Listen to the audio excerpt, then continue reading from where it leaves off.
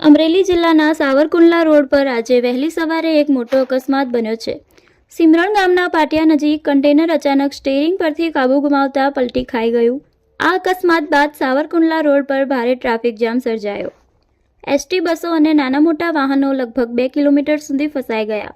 લોકોએ રસ્તા પર કલાકો સુધી રાહ જોવી પડી। સદનસીબે કોઈ જાનહાનિ થઈ નથી, પરંતુ ટ્રાફિકના કારણે મુસાફરોને ભારે હાલાકીનો સામનો કરવો પડ્યો। પોલીસ તાત્કાલિક સ્થળ પર પહોંચી ગઈ હતી અને ક્રેન બોલાવી કન્ટેનર હટાવવાની કામગીરી શરૂ કરી છે। સ્થાનિક લોકોનું કહેવું છે કે આ રોડ પર વારંવાર અકસ્માતો થાય છે અને ટ્રાફિક સુરક્ષા માટે તંત્રએ હવે પગલાં લેવાની જરૂર છે। આ ઘટનાની તપાસ પોલીસે શરૂ કરી દીધી છે।